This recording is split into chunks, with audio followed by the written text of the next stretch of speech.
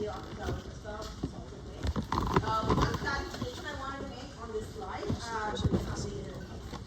can now say this morning about how many RTTs this is. Right? How many RTTs is this? Yeah. 4. And it's 4 because this is a web page where you need to first fetch index.html and know what objects you're fed, what other objects you need to fetch, and then create these boundary connections and fetch those objects. I know that some of you maybe asked which days and they said 2.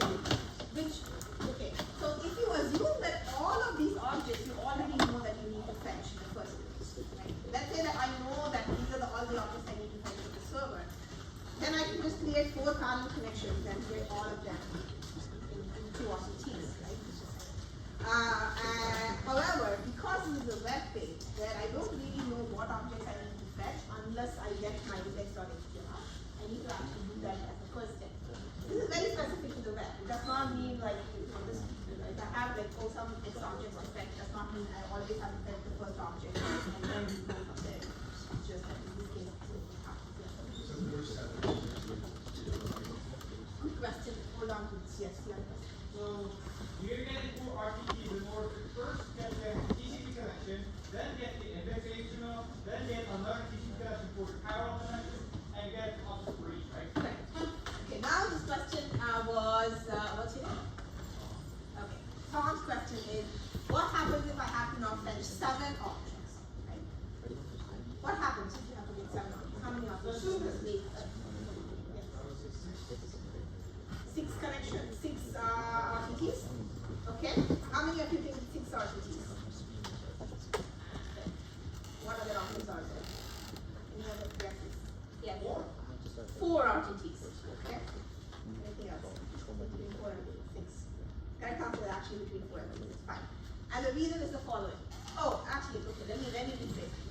If you assume that this is persistent connection, usually this is persistent, right? In that case, you are going to get 6 objects together because remember you can only so there browsers only allow 6 parallel connections at a time to the server. So this means that once I exhaust this loop, I can't create a 7th parallel connection. So I cannot fetch the 7th object in a parallel connection. So I need to finish fetching the 6 objects and then fetch the 7th object. Remember, but because this is persistent, I don't have to create another TCP connection and then fetch it. I can fetch it in one of these connections that are already there. So this is fine. Okay. All right. Yes. Does that mean 12? Like, if you had 12, it would take as much time as 7? It's the same as 7. Yes. If you take 5 RTTs, correct. Okay. Now, the other thing is I know some of you are not able to connect, or when you write your program and you're trying to connect to the root servers, you're not able to connect to the root servers. How many of you have this problem? So anyone have solved the problem between Monday and Tuesday, Wednesday, they do not have to raise their hand, right? Sure. If you solve the problem, you don't have to raise your hand. Fine. How do you solve the problem? I use the mobile hotspot to connect to That's good. the VPN. That's good. Okay, I'll tell you why the problem is occurring because some people ask me these opt-outs because they're not even sure what is happening. Okay, what's happening is the following. On the campus, I'm assuming also you're connected to Internet Secure. For whatever reason, the campus network administration has decided that it's not going to allow connectivity to the root server. Now, why they did this, I have no idea. By the way, I tried to ping it. You can ping. You can not just tell in the but my best guess, and we've been discussing with the studio outdoors, my best guess is they don't want students to do a DDoS attack on the server. Anyway, that's the reason why you're not able to connect. It has nothing to do with your program. It has nothing to do with what root server you're connecting to. It has nothing to do with any of these things. Which is why I was suggesting that if you have access to CS Secure, which is another Wi-Fi which you can get in the CS department, the CS department does not have this restriction, so you should be able to get to the server by connecting. The other way to do this is using VPN. I added a few VPN examples. I checked that they work. the reason that the VPNs will work is because the VPNs, if you use a VPN, we'll talk about how VPNs work later, don't worry about that for now. This is also a network device, obviously. But it sort of masks where you are, and therefore the cache just allows you to send this packet, and therefore you're not. So that is the issue. The issue has nothing to do with how DNS works, or what program you wrote, or which route you chose. It's just campus network, for whatever reason, has decided they're not going to let you. And usually they can do this, right? This is how censorship works. Like, I'm not saying censorship, but I'm saying in general, this is how censorship works. That if you don't want a group of people to go to a particular website and they all have to go through your gateway, you simply drop the packet when you go to it. That's how censorship works. That's what they do here. That's why you're not able to. The only thing I will caution you is that if you use any of these VPNs, sometimes the VPN might just directly do the complete, they'll give you the complete answer, which means that you just have to do one, you send something to the root and you get the answer back. Be careful about that, because if you do that, that is not, your program is wrong. Right? The program is supposed to recursively find the answer. That's the only thing you need to do. Okay? Okay. Any other questions? Alright, so now we're done with the application layer, and we're going to move on to the transport layer. You have your first exam on October 1st, which is 2 Wednesdays from now, so not next Wednesday, the Wednesday after. Because this is a large class and it's going to be an in-person exam, I'm actually going to speak to you. I've booked 120 in computer science. So some of you will write the exam there, the rest of you will write it here, just so you see. And the curriculum for this exam would only be up until what I've taught now, so the transport layer is not included. However, your assignment is included. So the DNS program you are writing right now, I will ask questions about it. So make sure that you're actually understanding the code that you're writing, because there will be questions. Yeah, and then we do the same thing next. Like you finish TCP, you have an assignment, you finish the assignment, you have an exam after, and then you. Okay, all right. So let's start with the transport layer. So the transport layer, in my opinion, is the most important layer. So I've spent quite a bit of time on this. So let's look at the stack again. So we have applications. In this case, it's Skype, email, and Chrome. These are all applications, network applications, and they all use the stack. And the stack has an application layer which provides you some support for some common tasks that applications need to do. They also provide you like infrastructure support, like DNS, and also providing caching support, like CDNs. They're all considered to be the application. Mostly they're considered to be the application layer because they understand semantics. Right? They know that this is an object. This is a video file, for example. It knows some information. But everything below the application layer, you don't really understand semantics anymore. It's only bits and bytes. From now on, we are only dealing with bits and bytes. And so the next layer will be the transport layer. And so remember how your packets are sent. I have an application which sends some data. It goes. Usually, I'm the application developer. Every single computer that can send data, which is let me call them network device. Every single network device has a network interface card, and your packets are going from that hardware that actually send data. Now, and anything with a network interface card, almost everything, from the class point of view, let's say everything has a network stack. And that network stack is a stack. And what does it mean to have a network stack? It means that for every layer has a bunch of protocols. The most common protocols are already implemented in your computer. And so if I have like HTTP, for example, HTTP is implemented in your computer, in your operating system, so I can just say, okay, I'm going to use DNS. DNS is not, but there are a few others that are implemented. Similarly for the transport layer, there are a few common transport layer protocols. They're all implemented in my operating system. So this means that once I figure out what path I'm going to take, I and just say, okay, I will send the packet to the application layer. This is a little conceptual, right? You're not actually sending anything anywhere. But conceptually, you're sending the packet to the application layer. The application layer creates a header according to the protocol, attaches the header, and sends it to the next layer, whichever transport layer protocol you choose to use. And here I want to mention that mostly the transport layer protocols that are already popularly available is already in your operating system. However, let's say you want to use some obscure transport layer protocol or whatever it is. You can absolutely download this into your kernel and start using it. So you can do that too. Usually it's much harder to do it at the lower layer because then it becomes hardware specific. So if you don't have the hardware, you won't be able to do it. But anything about that is very easy. Especially in the transport layer. These days, all of these are just kernel modules.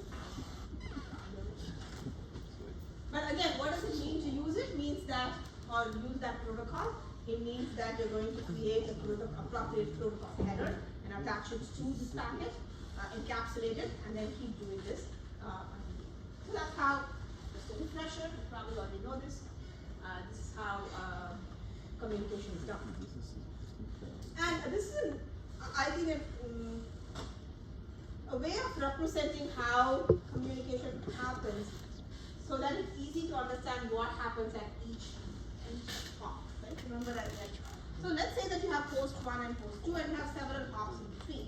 In this case, I'm just showing one hop, but you can imagine them having many hops. So the main thing to notice is that the application layer and the transport layer, the headers are only looked at the endpoints because these are end-to-end protocols. So if I add a transport layer header here in my post, and I send it, it goes to the next hop here. This is my next hop. This packet will not go beyond the network layer. At the network layer, I realize this is not a packet for me, meant for me, so I will not actually look at the transport layer header at all. I will just keep it intact. Just add a new network layer header and send it to the next hop and so on. So every hop, the packet traverses up onto the network layer but no higher. Which means that if I now have a transport layer protocol, that my host 1 can see will feel it and look at it and figure out what to do. And the other end host will feel it and look at it and figure out what to do, but nobody in between will actually do it. Sometimes they may look at it, they can peek at it, but they will not do it. So for this reason, basically the application and transport layer are end-to-end protocols, whereas everything below this is not end-to-end protocol because they have to make decisions at every hop. Is this clear? So yeah, the transport header only is read by the source and the destination. Sometimes I call it endpoint, sometimes it's host for network 2, sometimes I just call it source and destination, client and server, all of these I mean the same thing. The routers view the transport header as a payload. So for example, just like how the application sends data and then that is just data from the point of view of everybody who know that. For the network, everything above is just payload. I don't really care what it is, it's just one bulk thing that I'm trying to transport. That's all. And this is less important, but I'm going to mention it anyway.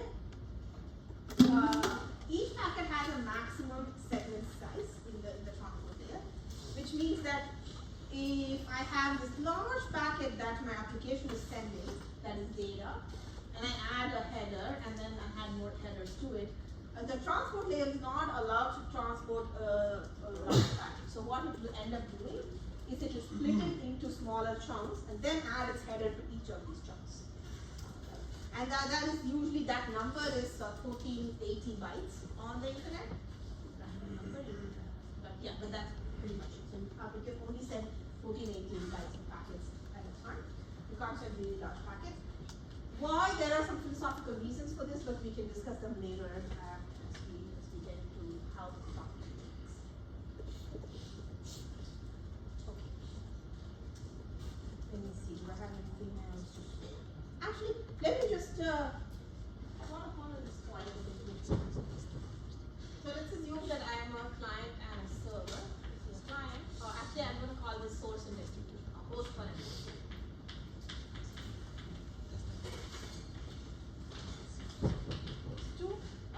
are endpoints. There are other things in the middle. They all go through a routers, but I don't really care about this in the transport layer.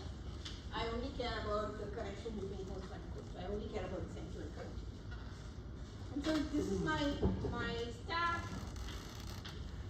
We have an application layer. I have application here. This is application layer. This is the transport layer. So let's say the application layer both together send me some information. I'm going to draw this over here. Okay. Send me some information. This is a huge packet.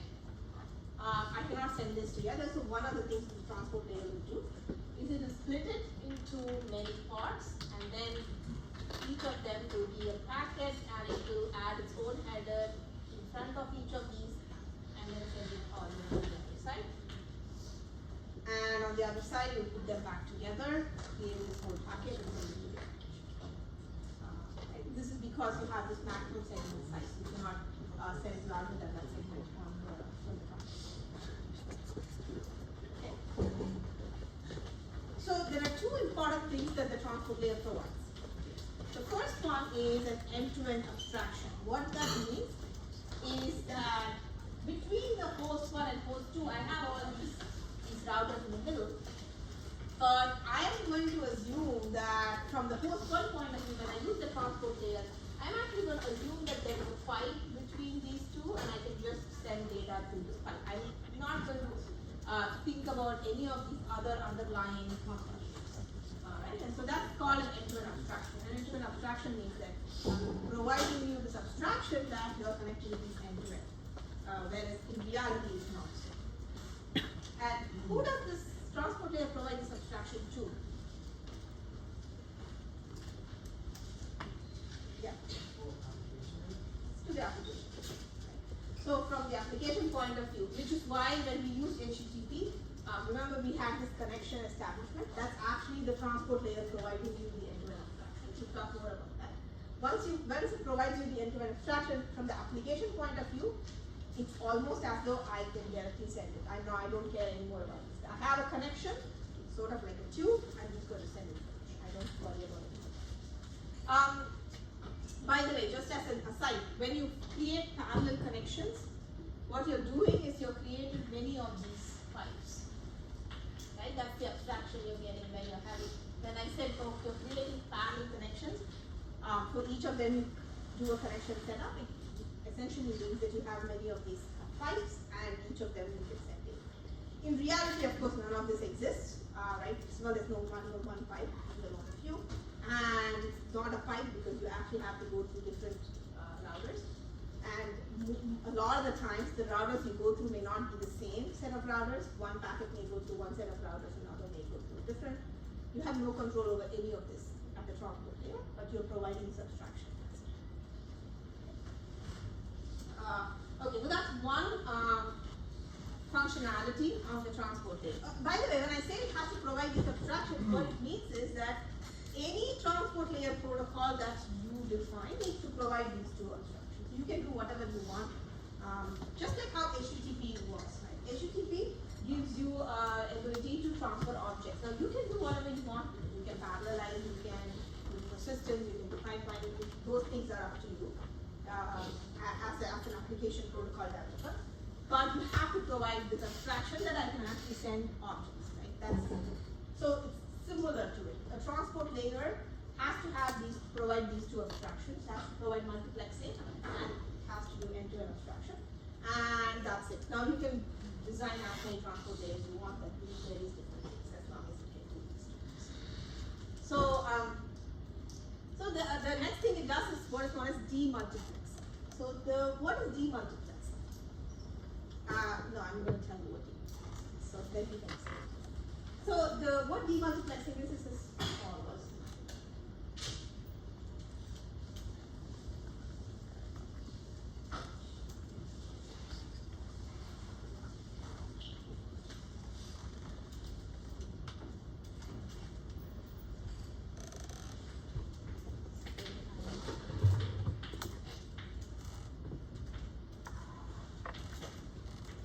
One was 2, and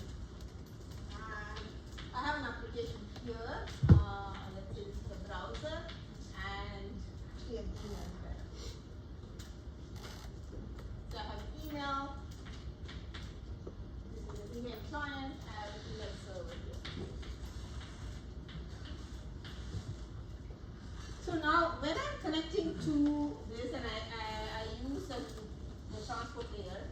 send some information here, it gets to this transport layer, right?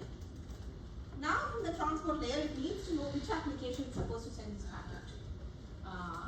There might be other applications between these two, and they are all sending packets to each other. So you have to figure out, how do I know that, okay, this is an email application, I need to send it to the email, whereas maybe this is another application running on my server, which means I need to send it to that application. So you can imagine, even beyond your end, if you have a laptop, you have many things open, you have a browser open, you have your email, let's say you have a separate email client, different from your browser, that's open.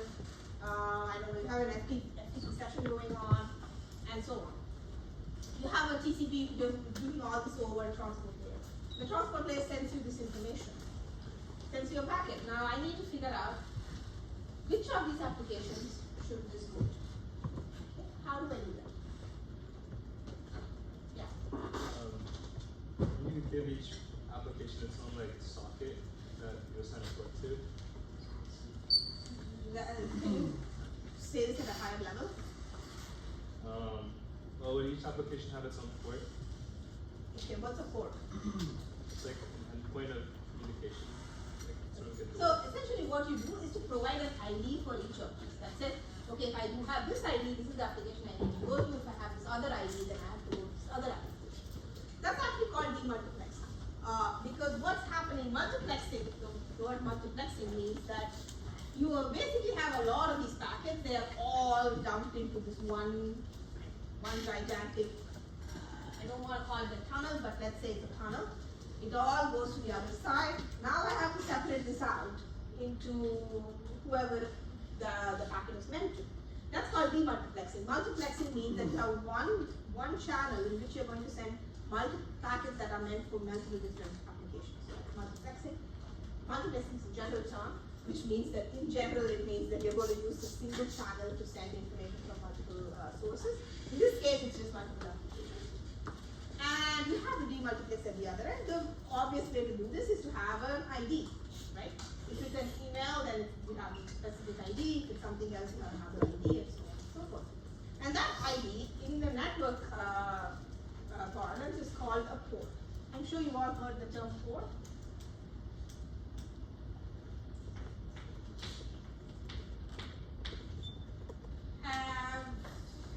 Who has heard of the term port? Okay. Who has not heard of the term port? Okay. What is a port? In what context have you heard about a port? Yeah. I heard the connection between the client and the server as host 1 and host 2 are ephemeral in that the IDs are called temporarily given for this connection. That's not answering my question. I'm asking you, in what context have you heard of the term port? When have you used the port? In CSE 360. In CSE Okay, I see. 320. Oh, I see. So you did socket programming. Serving websites on board. Okay, and what did you do? What did you use the port?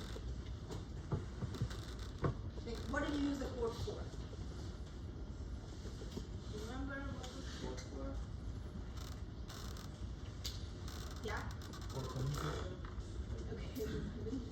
Okay, fine. How did you use the port? Let me ask you. How did you use the port? Yes. I think it was when you had, like when you were socket programming, you would assign a port to each socket, so the sockets would know which port to write to. Yes. or read So from. fine. So when you use socket programming, you might have used a port. So generally, you can think of a port as an ID. Because when I create a socket, I don't have an ID, it's just a socket. I can have 10 sockets all at once. This is not called a socket. Connection. When I create a connection, it's just a connection, there's no ID, there can be anything. And so what you want to do is to assign some ID to it so that you know how to do this multiplexing. And that's done using this term called port. And what you do now is, instead of connecting to a destination IP address, you connect to the destination IP address and a port, because that's what tells you what application you're going to send this data to. Okay, so I think that's what I'm saying that already. So this is an example of this. So for example, let's say I have a packet from 2 different applications.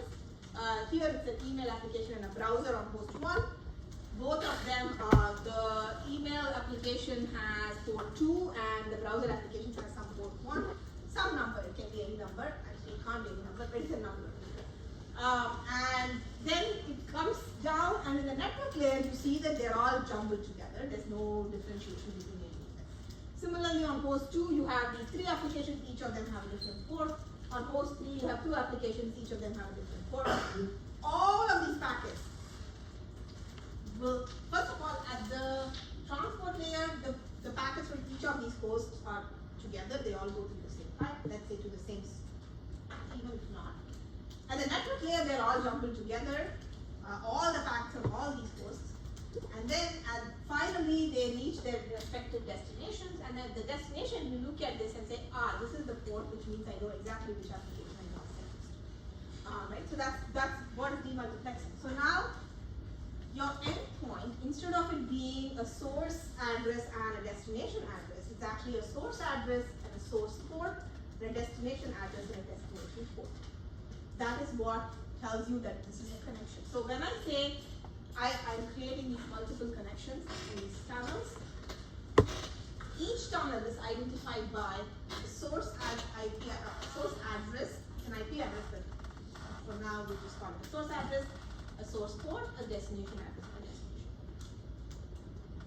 So now, let's say I'm a client and I want to connect to a server for a specific application. So let's take the example of CNN.com. I'm a client, I want to go to CNN.com, but I want to go to, what application do I want to connect to? The server, the web server. It's a browser on the client side, it's the web server on the server side. So I want to connect to the web server on the server side. So it's not that, let's assume that the CNN.com's address is, actually, I have now got CNN.com. How do I know what the IP address of it is? Yeah. Yes. DNS, right? Okay, so I use DNS. I found the IP address. I now connect to the IP address and send some information, but that's not enough. I can't just send this information with the IP address. I also need to tell you that the application I'm interested in is the web server. Okay, so that means that I have to actually connect to the port as well, not just the IP address, because the end part, every time I create a connection, the end part is identified both by the address as well as the port. Now, I got the address from DNS. How do I get the port? How do I know what the port is? Yeah. Exactly. So, for most common applications, there's a defined port, but it's the same port for both, so you don't have to look. For example, HTTP, does anybody know what the port for HTTP is? HTTPS is 443, HTTP is 80. So yeah, there's a number. You don't need to know this. I'm not going to ask you what the port number for an application is, but it's well known. So you just know that that is what that's the port. Right? So that's how you know this. Now, how do I know the source port number? How does the destination know the source port? Because when it has to respond, again the same idea, right? It has to go to the address, but also the port. Yeah. Do we send it in the first packet? Exactly. I send it in my first packet. So the client initiates the connection. I send the first packet. I know the destination IP address because of DNS. I know the destination port because it's a well-known port. I have my own source port, source address because I know what my address is. I have to now create a source port. Okay, and this doesn't have to be well-known. Unlike the destination, or at least unlike the server side where you need to know the port number for the application, on the client side, you know that is not a well-known port. But that is what the ephemeral port is. So I just create some random port, and I say this is the port I want to use. Of course, I need to bind to that port. By that I mean nobody else can use that port in my computer because it's unique. And so I have to tell somebody that, hey, I'm going to use this port for this amount of time. And then I use it. And then when I remember that we talked about a connection establishment and then the connection gets destroyed. When that happens, then the port number is released, so somebody else can use that same port. Yes. So something is about like splitting into the different application endpoints. Yeah. So let's say if you're trying to access, like for example, host one, Chrome, and then this email. You're sending in HTTP and you send those into let's say ports. Yeah. So won't all HTTP packets that are directed to both be forwarded to one port? Yeah, that's a very good question. So now I send packet would actually go to 80. How, well, I'll tell you in a second how you solve it. There's a way to solve this issue. So, essentially, okay, in a nutshell, and I'll tell you more detail, in a nutshell what you do is you have a well-known port that everybody knows. As soon as you connect to me, I will create a different port and let you know, so that then you can start chatting on that other port. So basically, if you send in like 2 requests to different servers, you first go for HTTP, and then you, No, no. So let's say you are sending me a request. Okay? You are a client, you send me one request and you connect to port 80 because that's the port that you know that I will. As soon as I get your first request, I say, okay, here they want to connect to me. My port 80, I can't use it for anything else because that's the most well-known port. So I'm going to actually create this new port number and tell you, hey, from now on, contact me on that port. Okay, let's say that port number is 2850, right? You now send me another HTTP request for a different application, but it's still HTTP, you still connect on 80. I would say, okay, now I'm going to create yet another port, let's say 2561, and tell you, hey, that's my new port, please connect to me on that port. And so from now on, you chat with me on those other ports. My port 80 is still free for other people to use. but each like different, like within a server, each different service would have different Correct. ports assigned after you do this. That's correct. That's correct. And in fact, like remember I told you that you're creating a connection. Every time you're creating a connection, you're creating a port. That's what it means. Like you cannot have, if I have 5 different connections, they all have different endpoints on them, of course. Because otherwise I won't be able to secure them, right? Exactly what you asked. So that makes sense within the area of Exactly. That's it. Okay? Yes. When your browser is find a new socket to be port every time it establishes a connection, or does like when you launch the browser it finds a socket? No, every time you set. Every connection has the endpoint is source IP, source port, destination IP, destination port. Obviously, source IP and destination IP are the same server and client, but both will be. The thing about ports, server and client communication, is that enough to pretend to be the server?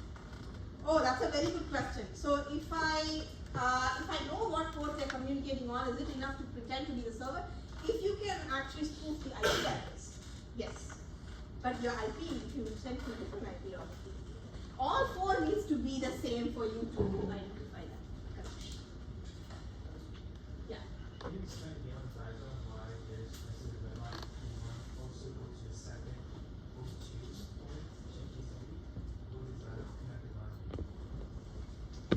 That red line there connects you the host 1 network and also host 2 network. Oh no, this color does not matter. It's just to show that they're all different colors, all like in the internet. So that's how you're doing multiplexing. So 2 things you're doing is having end-to-end connection and you're doing demultiplexing. Usually using it. Now there are, just like any other layer, there are many protocols in this layer. However, unlike many of the other layers, for example, network layer, there are many protocols, many keys, you can use anything you want. In the transport layer, there are only 2 protocols that are most commonly used. One of them is called Transmission Control Protocol, or TCP. And the other one is called User Datagram Protocol, or UDP. Now there are many others, SCTP, SST, blah. But people don't really use them as often. These 2 are the most common. And even between these 2, the TCP is about, after HTTP3 is a little bit different, but about, I would say, 80% of the internet still uses TCP. It used to be 90% of the internet, but now this is, for reasons which we discussed later, it's now become 80%. So only 20% of the internet uses TCP. So TCP is by far the most dominant protocol, and actually, in my opinion, the reason why the internet exists is because of this. So we're going to discuss, most of the time we're going to spend on how TCP works, and then we discuss a little bit about how UDP works. Yeah. I have a question. Does Docker use like the same principle of connecting to ports as Docker? Who's? Docker? A Docker is an application. So if it uses TCP, then it has support. So it depends on what it uses. So Docker is an application, right? It has nothing to do with the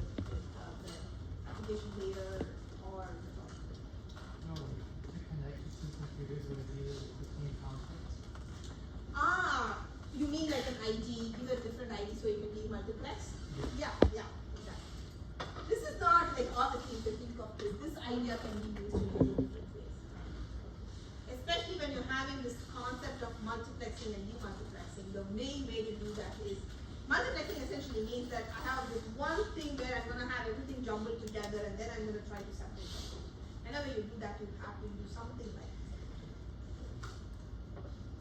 Okay?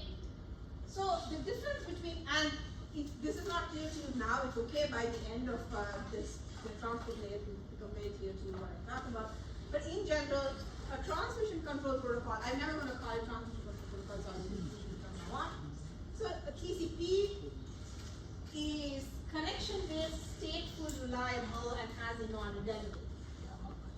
We'll discuss each of these concepts, but essentially what this means is if I'm connected, if I provide a TCP connection, that means that I can be guaranteed that either everything I'm sending will get to the other side correctly, or you will just drop and say, I'm sorry, I'm not able to do this. It's never going to be the case that I'm going to actually send you something that's wrong or not in order. In contrast, UDP, and it's connection oriented or connection based. And what connection based means is that I have to first exchange information between the server and the client and establish this connection, which we kept doing in the HTTP, for example. And that's only after establishing the connection is when I can actually send it out. In contrast, UDP is not connection oriented, it's connectionless. Which application uses UDP? Yes. DNS. Okay, uses UDP.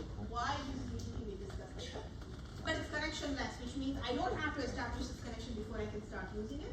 The way I bypass this is that, okay, so I have to, the reason I'm establishing connection is because I need to exchange some information between the two before I can start using the connection.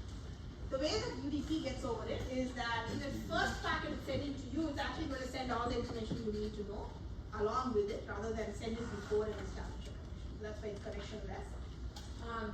It's also stateless, which means that every time I send you a packet, I'm also going to send you a bunch of information that tells you something about the packet.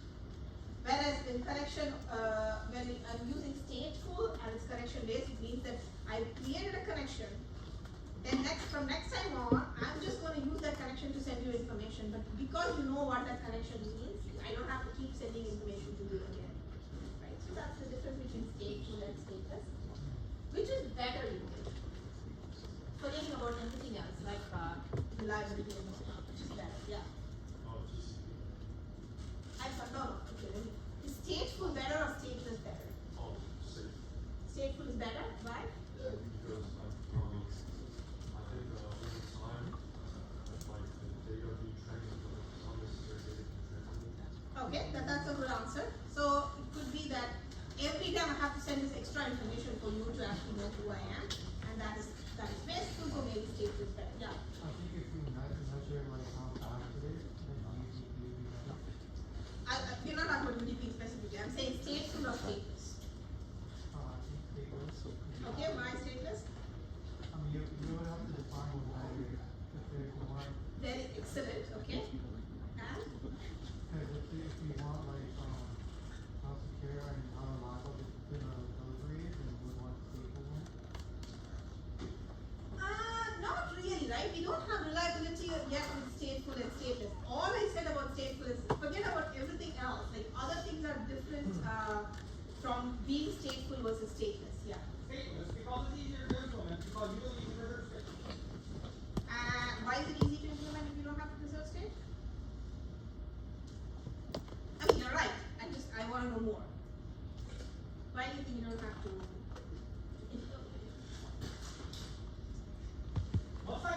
Much like HTTP 1.0 to HTTP 1.1, where persistent connection was not implemented because it was too complex. Right. So actually, that's right. And so anyway, like the second person, what they said is exactly correct. In that, I have to first define what I mean by performance. Okay? And actually, the first person is correct too. So because if my application sends lots and lots and lots of data, then obviously stateful is better because I don't have to keep sending you data again and again. However, let's say that I only have to send you like 2 packets, then maybe stateless is better because I don't have to work towards actually creating a connection. Right? And so there is no right answer. That's the thing. It depends on what your application is, how you define your performance, what you care about, all of these things. In general though, you can sort of assume like what Sam was saying is that stateless means it's usually easier to implement and less work for you to do as the developer, and stateful means it's a little bit more work and more resources in general. But which is better? That is that like you don't really know. It depends on your application, and which is actually why we have both stateful application protocols and stateless protocols, because you can choose whichever it is that makes sense for your application. Alright. So let me do a small detour of socket programming because I don't want to talk too much about this, but just to give you a sense for what socket programming abstraction is doing. If you've done, even if you've not done socket programming, it's okay because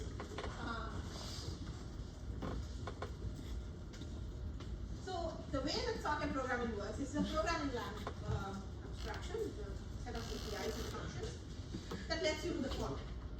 Let's say that I'm actually I did assignment 0. If you did assignment 0, or if you have prior knowledge of socket programming, it should be good to you.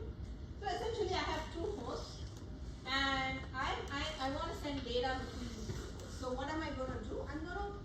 My programming interface gives me some abstraction called a socket. It's a function. I can create a socket, and I can say, okay, I created the socket, and I can then say connect to some IP address and port. And let's say that this is the IP address and this is the port in which I'm waiting. As soon as I do that, then I actually have established a connection. This is an end-to-end connection. This is like an TCP or a UDP connection, depending on what it is. And then I can now use the socket to send data. And the way this works is that whenever I create a socket, what I'm doing underneath the hood is I'm creating a TCP connection and sending all your UDP connection and sending all your information over this. You don't know this because you are just thinking of creating a socket, but that's giving you that abstraction. That as soon as I create a socket and connect to somebody else, I'm giving you that end-to-end abstraction. What is that end-to-end abstraction? That's the one that the transport layer gives you. So essentially, whenever you're using socket programming, you're using the transport layer to provide you the end-to-end abstraction over which you write your application, whatever it is. Right? That's exactly what you're doing. And so to give you an example of a little bit more of how a socket works, usually let's start with a client. So in the client, what I'm going to do is I'm going to create a socket, which is a function, and you give it this. You say that this is a port, and I'm going to connect to this. This is my IP address. Here is a socket. So it will give you a socket. Sort of not very dissimilar from opening a file. I don't know how many of you. I don't know if this is common to do. If you use something like fopen, have you used fopen? Yes. Okay. Others have used fopen. Okay. So what does it give you? It gives you an ID and says, okay, this is now you can actually write it, right? What is it providing you? It's providing you an abstraction as though you're actually, there's a file in which you're writing stuff. That's not what the operating system is maintaining it somewhere in memory somehow, maybe fragmented. You have no idea how it's doing it. It's just giving you that abstraction that now I have a file and I can start writing the file. Same thing here.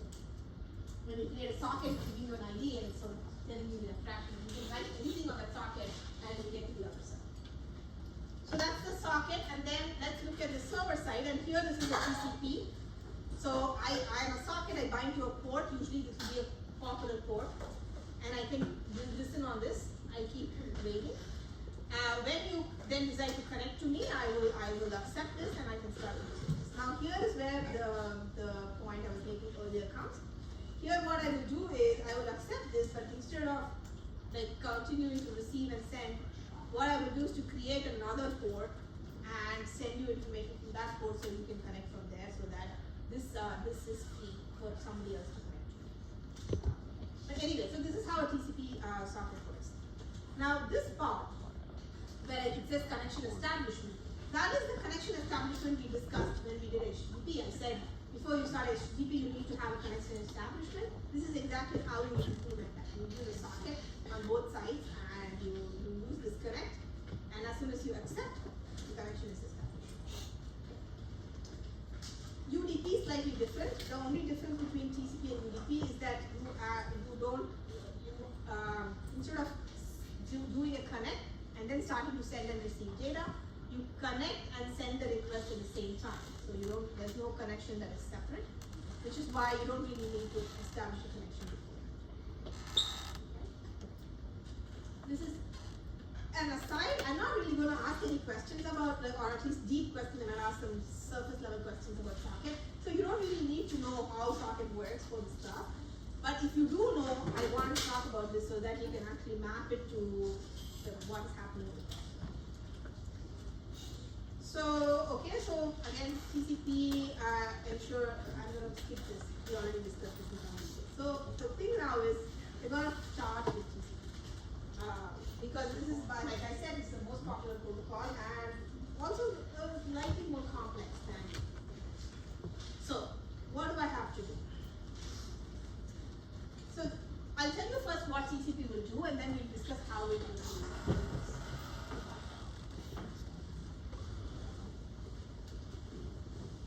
So, let's say I have this large amount of data that I'm going to send and I can send it to anything, even HTTP. What TCP will do is it will first establish an end-to-end connection. Okay? Once it's established the end-to-end connection, now it has to send the data. What it will do is it will take the data, it will divide them into these maximum segment length to add a header to this. Let's say that for now I'm just going to call this 1, 2, 3, 4. Then I will send all of this information here using this connection. This is the end-to-end. Over here what I will do is I will get these packets and I will put them in order.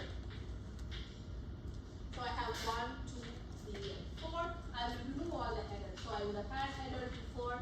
I will remove all the headers, put them as 1 and send it up. Right? So this is now my data. So I have a data, I send it here. I first establish a connection, then I split this data into smaller packets. I add my header, I send this on the other side. I receive them, I will put them back in order, I will remove all the headers, now I'll combine all of this, now the original data that I had, I'll send it to the application. This is what TCP does, yes. So the headers specify the order they should be, the packet should be in. Yes, yes, but I will get to it. So that's what, this is the job of TCP. Now, this is what it means that in-order delivery. In-order delivery means that even though the packet is divided into smaller chunks, I'm going to get these chunks in the same order on the other side so that I can put it together. What will happen if I don't have in-order delivery? Yeah. Well, we can just cut the connection and drop the packet. What happens if I don't have in-order delivery? Yes. Very simple packets and finally just Exactly. You cut up the file, right? Because let's say I'm sending you ABCD, then you are getting it as ABBC. That's not good because I don't know what that means. I'm expecting a CNN.com to be in a certain way, and now if you don't give me an in-order delivery, these objects will not. Let's say it's an image, okay? And you won't do it this way, but let's assume that actually you took this image and you divided it into parts and you sent it. Now, you want the same image on the other side, and that's only possible if each of these parts are then put together in the same way and sent into it. If I just jumble them up, then I don't know what the image even means. Could I potentially put it up in the packet of header, include algorithm? Yeah, we talk about how we do that, yes, absolutely. But the question is, why do we need in-order delivery? Right? This is why we need in-order delivery. Okay? The next thing is called reliability. What reliability means is what like Sanu was talking about, which is, let's say I send 4 of these packets, 1, 2, 3, 4, and 3 gets dropped.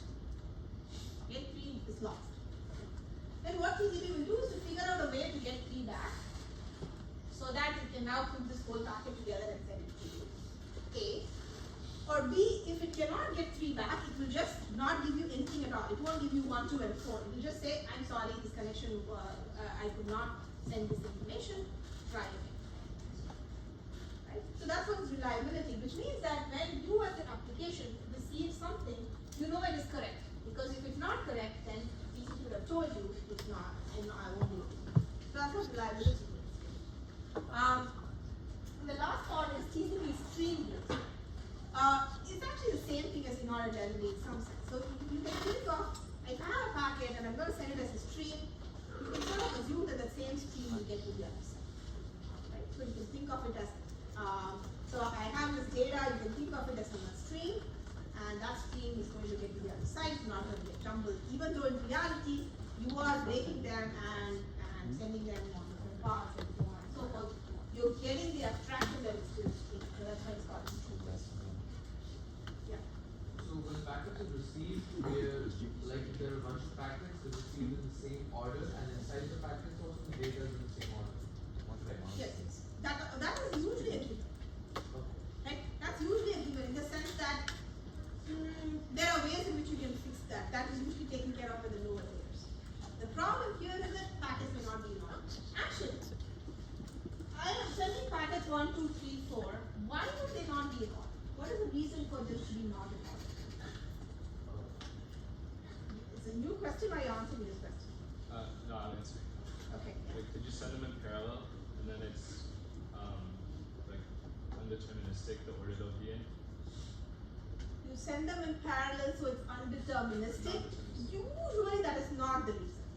Yeah. If one is bigger, it has like a longer transmission time. Okay, one could be bigger, so it has a longer transmission time. Again, that's not the main reason. Neither of them, both of them can happen, and that can be the cause, but usually that's not the main reason. Yeah.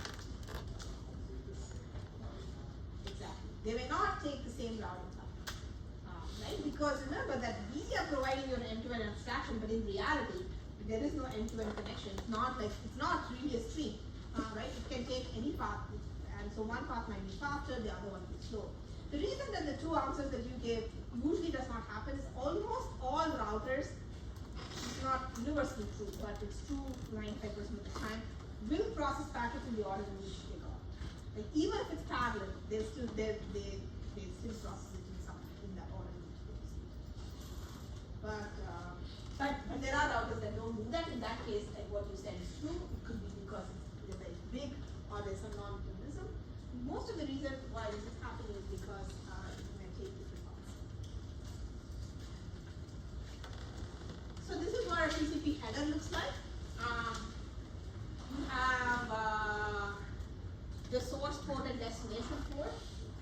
When I'm sending this packet first, I will fill my source port because I created a source port. The destination port, I assume I know what the destination port is. I will send this. Now, if the destination changes the port number, it will change that number in the destination port before sending the response, so I know who to connect to. And then there's a bunch of other things. By the way, I think I asked this question already. So notice that there's no source IP address or destination IP address here. And why is that? Yeah. They're added into the network layer. Yes. The network layer will add this information, so you can look at the network layer if you want. There are a bunch of other things which we'll discuss in a second. But the first thing I want to talk about is how do you establish this connection? So we said that before anything, before you start sending anything, you first have to establish this connection. First of all, why are you establishing this? You're establishing this because there is some common information that both of you want to exchange. And this is called signaling in networking. Many times you need to do signaling before you actually start sending data so that both of you are on the same page. For example, if you're going to use some kind of encryption, you need to let each other know, okay, I'm going to use this encryption. And many other things, it will become clear what kind of information. And so your first step is that you agree on a set of parameters, so I'm going to send information. Okay. Now, how does that work? Well, so the first point is that you want the signaling itself to make sure that because this is reliable connection. You want to make sure that signaling itself is not corrupted or delayed or duplicated. And so how you do this? Actually, this the idea that I'm going to say now is pretty straightforward. You all can think about for 2 minutes. You all figure this out. But this is and I think some of you already mentioned this, is that the way you do this is actually using sequence numbers and acknowledgements. So sequence number gives you an ID for this packet. Acknowledgement acknowledges that packet.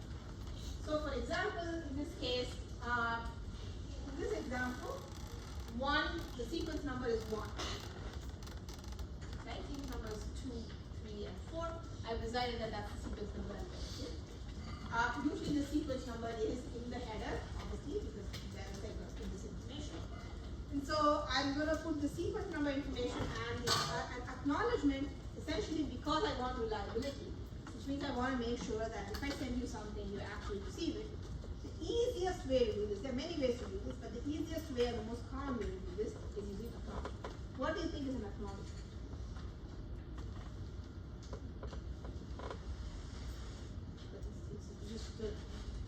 This is basically what it means in English.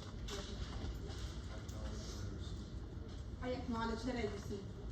Right? So if I send a packet saying 1, with a sequence number 1, I tell you, hey, I received it. I send 2, I say, hey, I received it. And so now, this is useful because it is not exactly how TCP does, but in general it is useful because if I say I acknowledge 1, 2, and 4, and I don't acknowledge 3, then I know that 3 is probably lost and I need to figure out how to send it. That's how you use it. This is a very, very common way in which you can do reliability, especially in the network, but in other areas. And so that's what you do. You basically say you have a sequence number and some number which is, I guess, 32 bits.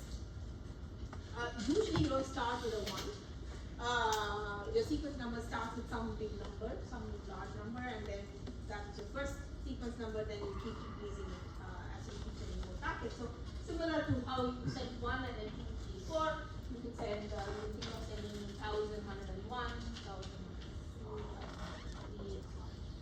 The reason you don't send it you don't use sequence number starting from 1 is because, I'm not going to go too much into this, but you can actually do a lot of security attacks, such as spoofing attacks, if you know exactly what sequence number you're going to start with. And so usually you avoid using that and have a little bit of security by just using a random starting sequence. But for the rest of this lecture or subsequent lectures, I'm going to start all sequence numbers with 1 just because I don't want to keep writing some large number here. I'm just going to say 1, 2, and 3, and whatever. But in general, know that that's not how it works in the internet with CPU numbers. Yeah.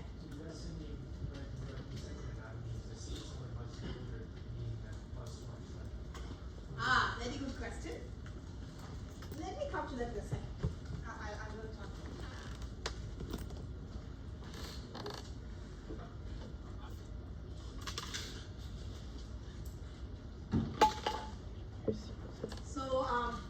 So the way you establish the connection, again, remember, what is establishing the connection? I'm sending information, some signaling information that tells us where to start, right? Because otherwise I don't know where to start. I don't know what happened to this studio.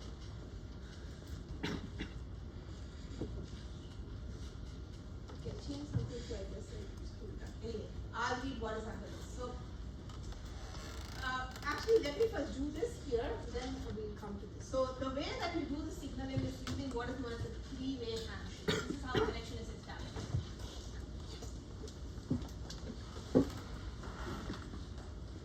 If you remember from our HTTP days, I usually do something like this, right? And I said this is where the connection is established.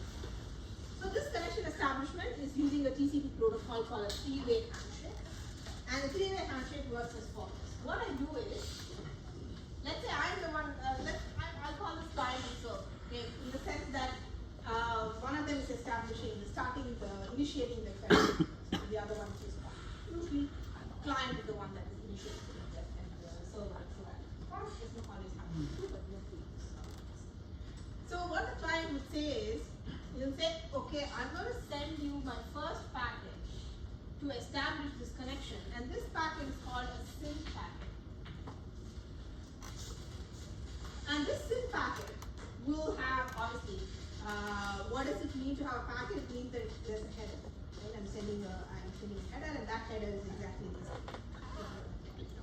That header will have some source port and a destination port. I know the destination port. And then I fill it with some sequence number. For ease, let me call the sequence number to be 1. I told you that it's usually not 1, it's some big number. But for now, let me just call it 1. And then I have to fill in this acknowledgement. What will the value of the acknowledgement be? Yeah. The next 30 bits. No. Yeah. 1. Okay. 1. Okay. What else? What is acknowledgement? Yeah.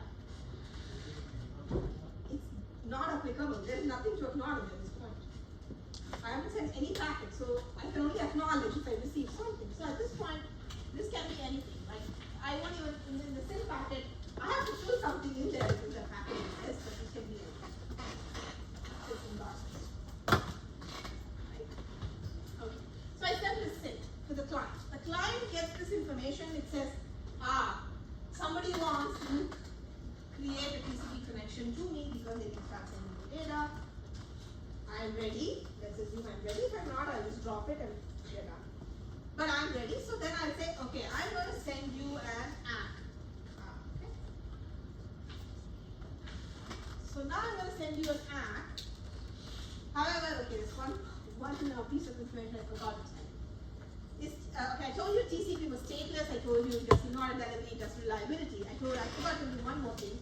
TCP was Stateful. TCP is stateful. It does inaudibility, it does reliability. One more thing that I forgot to tell you is that TCP is bidirectional. Full duplex, right? It's bidirectional. What does that mean? It means that if I create this, I assume that this is my connection. Remember, I'm representing this as the connection, so it's easy for us to think about how the connection works. Then I can send packets in both directions. And that's what it means to be bidirectional. Yes. So it's parallel too, right? It's parallel. It's also parallel, right? Or no? Well, okay, explain what that means. What does parallel mean? So could you maybe do a lot send? Oh yeah, actually when I talk about it makes sense. It is parallel. So when I mean parallel, I basically mean if you can send a lot of packets at the same time to a same port, I that's can, exactly. I can do that. I'm hesitant to call it parallel because in reality, it's not parallel in that I'm sending one after the other, right? I can't actually send them, like, they're not going to go together, they're going to go one. so it's basically kind of half duplex. It is not half, it's just full duplex. Right? Okay. Wait, it's full duplex in that I can send data in this direction and I can also send data in this direction. But it's not parallel in that I'm not going to be able to, it's not that I'm going to send all this in the same time. Yeah. Oh, you said it. I was going to say, how can you be parallel with respect to technology? Okay, actually, you know what? Let's wait for one more class and let me talk about that. I'm going to answer both of your questions. In a nutshell, it's not parallel, but it can be sort of parallel. I know this is idiotic, but I'll tell you what that means. Let's just wait for one more class. But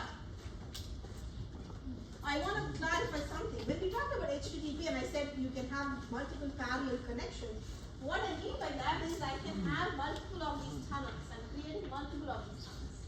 That's what multiple parallel connection is. Okay, but within the connection, usually the data goes in. And you can also send and receive at the same time. You can send and receive the same. Yeah. Okay. Okay, now coming back to this. Because you have to do full duplex, it means that both can be senders, right? And both can be receivers, which means that I need to establish connection in both directions before I can actually start sending. Which is why you have to use this three-way handshake. Because if I do this two-way handshake, I send a SYN, I send back an ACK, then this side of the connection is established, but this side is not been established. Right? So that we're going to do three-way handshake. So how we're going to do three-way handshake is I'm going to send an ACK. Okay, this is called a SYN ACK.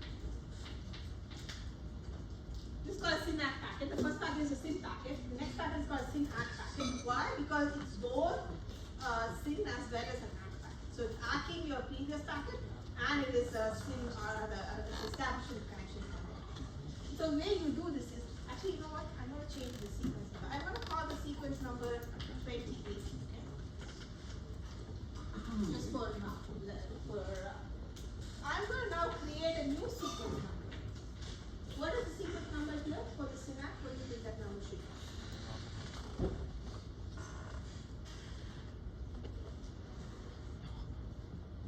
Yeah. 60, Why?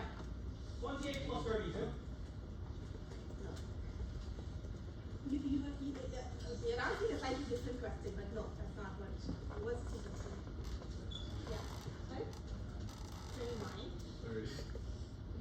Why 30? I see. Okay. Okay. Anybody else? Anybody else? Yes. Sorry? It's 1. Okay. Okay. This can be any number. It has nothing to do with the 28 because remember that the sequence number on this direction is created separately from the sequence number on this direction. I send packets in this direction, I can send 28, 29, 30, 31. Here I can send whatever I want, 123, 120. It's up to me. Exactly. It's only the packet I send, the first packet I send can have any sequence number. The next packet will depend on the previous packet, right? Because this is duplex. So this side of the connection is completely independent of this side of the connection. Yes. Right? Okay. So some number, that's why I changed from 1 because let's say this is 127. Okay, whatever. Now I have to send an act. Now tell me, what should the act be? Yeah. 28, right? I need to be 28 because I'm saying, hey, I got this packet. 28. Here, TCP does something slightly different. Instead of saying I received 28, the TCP acts semantic is it says I am expecting 29. So it will just say I'm expecting the next packet. Why?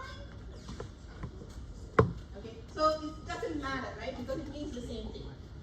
Instead of saying, hey, I received 28, you're saying, hey, I'm expecting 29, which means you know that I received 28. So this is what the synapse looks like. At this point, has the connection been established? Yeah, Only on the client or server side. only on one side, right? Because I need to get an act back so that the other side knows that the connection is established in this direction. So I need to send an act. So I will send an act, and so this is called the act packet. So the first packet is a syn, the next one was a synact, the last one is an act. Okay, here again, what will the sequence number be? 29, because it's the next packet. And what will the act be? What will the act be? 120. 128. This is how at this point now I've established the assertion. And this takes one RTT because usually what happens is you send a syn, you receive a synact, you send an act, but at the same time, because one side of the connection is created, you can piggyback and send whatever information you want to send. So essentially, it takes one RTT to do it. So understanding what act means, will it be more intuitive to say that instead of understanding act as something which we've already acknowledged, we could rather consider it something which we're expecting to acknowledge? That's correct. That's how it is. And why it will become clear? Because there is a reason. It's not a there's a reason for this, but it's not a profound reason. You could have done it both ways, but yeah. Yeah.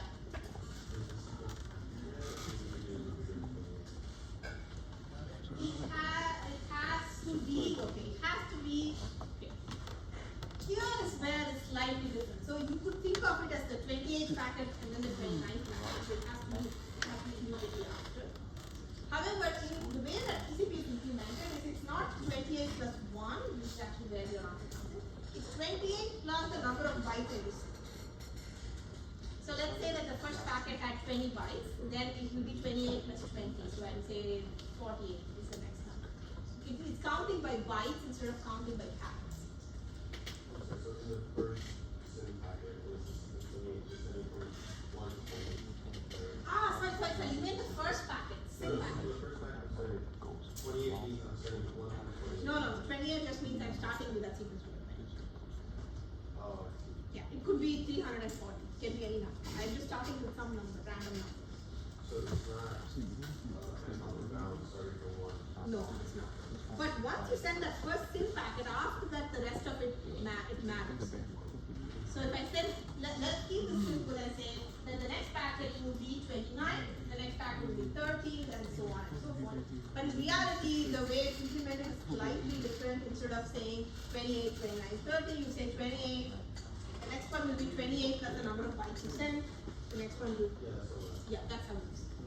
But only after the first. So the first one only sends two bytes. The first one, that number is any random number I need. That number just means I'm starting with that.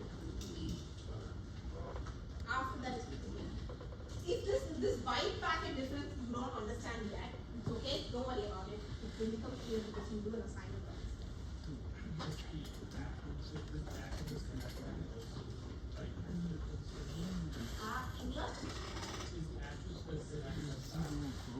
That has to be connected to the original.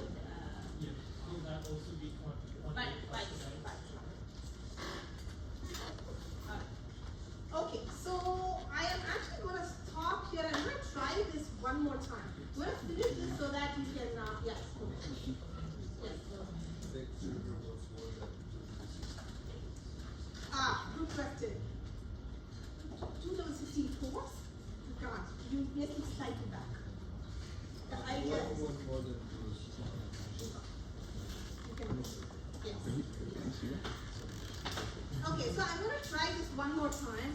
I know that you could not connect last time, so I'm going to finish the class and maybe you cannot go out and connect. And you have about 15 minutes to finish this. I just want to make sure you cannot see this, so please take, let me know if you're able